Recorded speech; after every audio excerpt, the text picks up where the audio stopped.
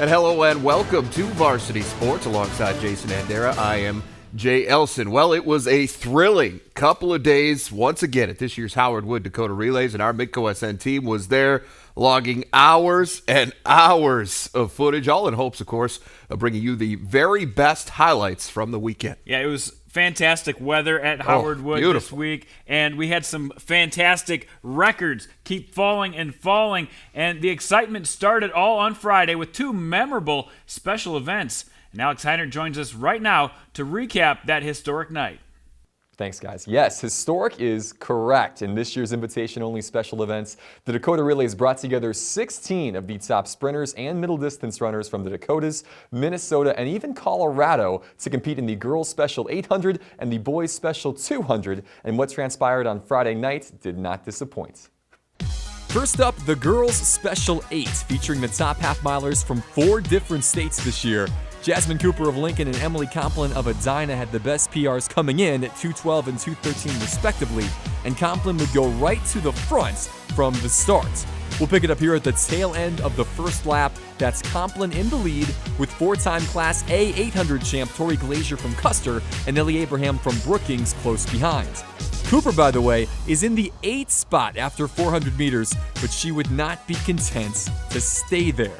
With a little over 300 left, that's the freshman Abraham, a former AA state cross-country champ, moving up to second past Glazier, with Salida, Colorado's Taryn Siglowski eventually sliding into the 3rd spot.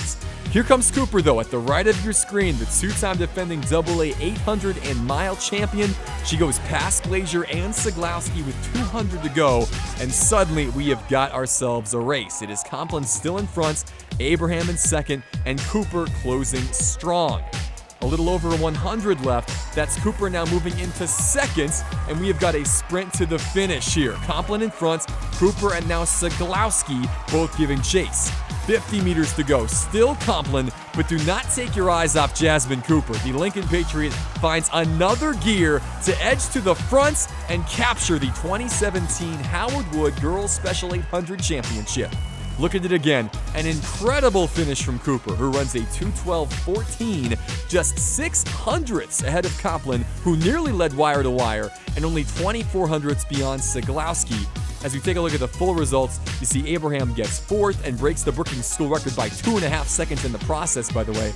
Glazier gets 5th in this race, just like she did in 2015. Also a good run from Hillsborough Central Valley's Gracie Wright as well. She PRs by over 2 seconds. Jasmine Cooper's your champion, though. Here is what she had to say after the race. 150 meters ago, I was thinking, you don't slow down, otherwise you're not going to get it. You're running for your team, not yourself, so just pick it up and win. I wasn't expecting to get first because I was running like 220s the whole season. I didn't expect to get myself up there. And then it was such a relief once I got first. This means a lot to me, especially with my teammates running in this meet today, because we want to give it our 110%, and that means a lot. 30 minutes later, the boys' special 200 took to the track. Another great field assembled, including winners Cameron Kyle, Legacy's Alex Brousseau, Mitchell Spencer Negebauer. But let's be honest, this race was all about Eden Prairie's Denzel Brown. The defending Minnesota 2A 200 champ would take off like a shot on the gun, accelerate around the turn, and that was that. The record books were beckoning Brown to break Nate Gary's Dakota Relays 200-meter record of 21.52 seconds, and the senior from the Twin Cities obliges in, ready for this, 21.36, nearly 2/10 better than the former Washington High standout ran in 2013. A special sprint from Brown, who gets the Howard Wood crowd up on their feet. Full results now with 7 of the 8 going under 22.6. A great run from Brousseau to take second. Kyle and Negebauer awfully close there in 3rd and 4th. All in all, though, another exciting special 200, thanks in large part to the best high school sprinter these relays have ever seen. I knew I came off the curve first, and I know I come out with a good time. I have trouble relaxing on the curve, and today I managed to do it. The more competition there is, the faster I just run. It doesn't matter how tired I am. Coming out with fast times in the beginning of the season, it's just, I don't know, it's just a great feeling right now. All right, more to come from Alex and more to come in our Dakota Relays recap. We'll take you through all 11 meet records that fell in Sioux Falls over the weekend and what that means for the latest Platinum leaderboard. That's coming up next. Varsity Sports on Midco Sports Network is presented by Mitchell Technical Institute and Farmers Union Insurance Agency.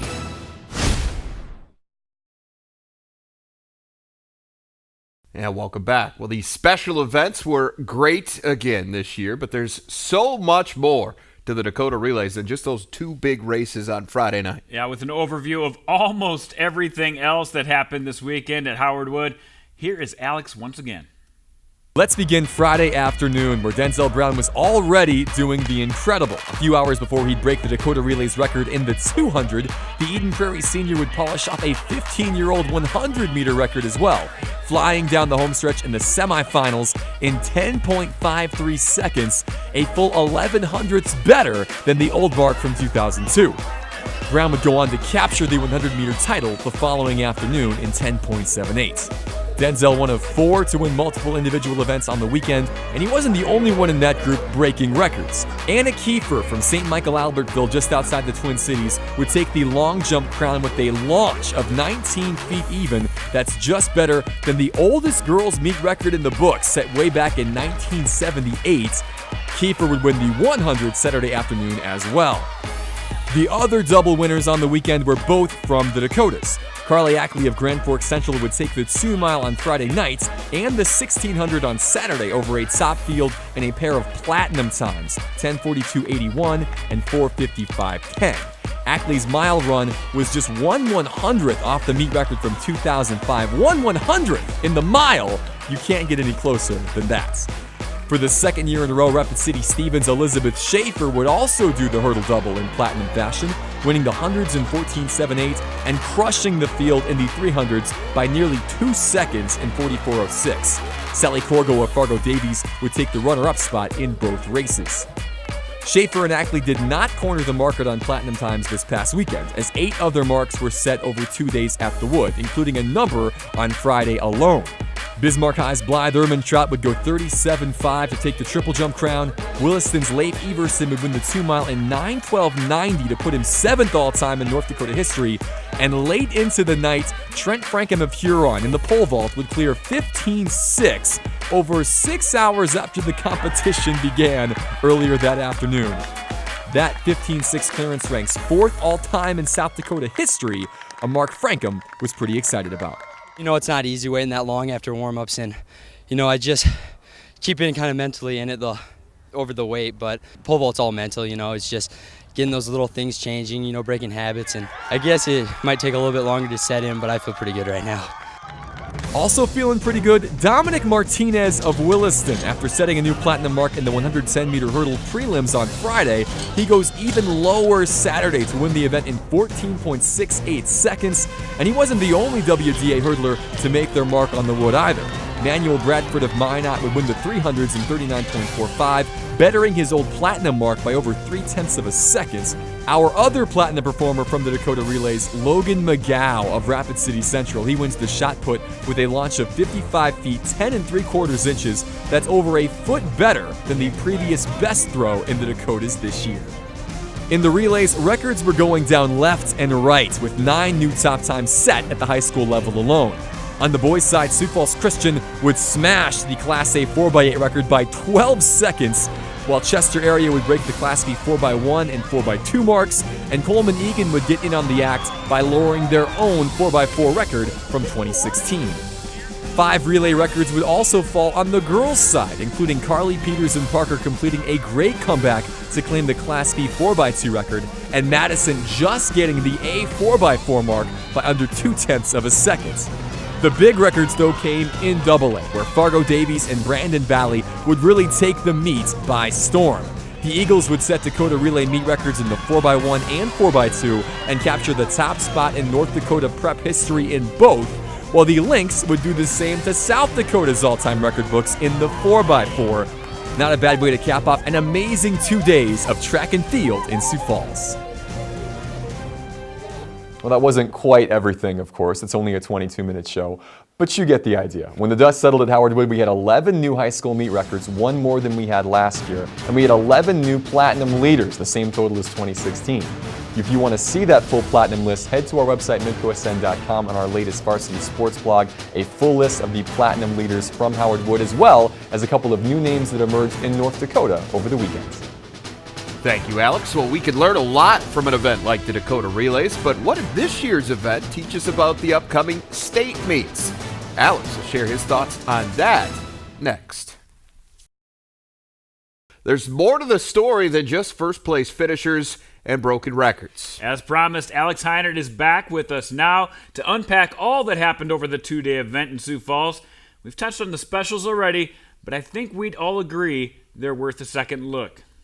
Yes, agree 100%. Denzel Brown's run in the 200 was exceptional. Again, when you run the best 200 in 92 years of Dakota Relays history, that merits a lot of attention. But don't lose sight of how good the girls' Special 8 was on Friday night. Jasmine Cooper's desperate sprint to the finish to edge out the best half-milers in Minnesota and Colorado by fractions of a second. That should be remembered for a long time. Indeed, that girls' 800 was about as close as it gets. The tightest finish we've seen in any special event since 2010. You mentioned last week the boys' 200 field reminded you of 2013. How'd that comparison hold up for you? Pretty spot on. It worked out to be pretty close to those two things. You had those two individual sprinters in Brown and Nate Gary leading the way with blistering times, record-setting pace, 2 second-place finishes over 6/10 back in both cases. The majority of the field all under 23 seconds. That's a good comparison, but if you look at the specials as a whole, this year was basically the inverse of last year. So in back-to-back years, we've had an outstanding sprinter from Minnesota break records in the Special 200 as well as the 100, and we've had a Sioux Falls stand out when the Special 8 with a time that ranks in the top 10 in state history. It is rare to get great races and all-time performances like this 2 years in a row, but we're starting to get used to it here at the Wood. All right, well, outside of the specials, what stood out most from this weekend? To me, the North Dakota presence really stands out. When you think about last year, only 4 North Dakotans won Dakota Relays titles. That number doubled this year with 7 individuals from the Peace Garden State winning 8 total events, 4 on the boys' side, 4 on the girls. Plus, Fargo Davies girls set 2 meet records in the sprint relays, and the Legacy boys earned the medley title. Compare that to last year, the 3 of us won as many relays at the Wood as North Dakota teams did. That is a big uptick this year for the crew from up north. I feel like North Dakota's best might be a little bit better than South Dakota's top kids this year in a number of events, and that played out this weekend, really in the closest real-life example of my made-up interstate medley as we're going to get. Well, I know we're looking forward to seeing that cross-state rivalry renewed in a few weeks on this very program. From a South Dakota perspective, though, what did we learn from this weekend? You know, I think the reinforcement that the Class A and Class B team races for a state title in South Dakota, I think we saw they're going to be extremely close. No surprises there. St. Thomas More's boys and Sioux Falls Christian's boys both had strong weekends. That feels like a toss-up between those two schools. On the girls' side, Madison had a great weekend. They won 2 relays. They set a meet record. West Central won the 4x1 and the 4x2. STM is going to be there in the end as well. We're going to have to see what happens over the next month in that race. On the Class B boys side, tight races all weekend between Chester, who broke 2 meet records in the sprint relays, and Coleman Egan, who won the 4x4, got a couple of top 5 hurdle finishes out of Walker Olivier. That's going to be a toss-up. And then Class B girls, Dubrook won a couple of relays. Chester area, Viborg Hurley, defending champions from Ipswich, even Parker, who had some special performances from Carly Peters. All those teams are going to be in the mix in the end. All right, what a fun race that's going to be in Class B. Any closing thoughts? Well, we had a phenomenal 2 days in Sioux Falls, and this meet just continues to consistently get better year in and year out. And it's always brought in the best kids from South Dakota, but we're seeing this now become a priority meet for everybody in North Dakota and even the best kids in Minnesota inside the Twin Cities. And that just means a better experience for track fans and for the athletes who want to consistently push themselves. I mean, I'm excited for next year already. I'm not sure how we're going to top the 92nd running of the Dakota Relays. It was pretty great, but come May 4th and 5th of 2018, I'm sure we'll find a way. All right, great stuff from Alex Heinert as usual. And that is a wrap on our coverage of the 92nd Howard Wood Dakota Relays. All right, well, just ahead on Varsity Sports, they entered the year with high expectations. Find out how the Dickinson baseball team is thriving in its role as defending state champs. High school baseball and softball teams are starting to wind down their respective regular seasons now, so it's officially time to start that postseason push. In Class A baseball, the road to a state title runs through Dickinson. For more on that veteran squad, we're going to toss it to Fargo and our own Jody Norstad. Thanks, guys. The Midgets appear to be built for another state championship run. Senior leadership? Check. They have 11 of them. Confidence? Check. They're 19-3 following last year in which they won 29 games. Talent? Well, they have the best defense in the state, and it's hard to find a player in their lineup that isn't hitting above 300. And most importantly, the Midgets are motivated. Right. 1, 2, 3, pass. I've yelled more in the last 2 weeks than I did before when we weren't that good. So it's just trying to keep the boys with the right mindset. That's the new challenge for the Dickinson baseball program.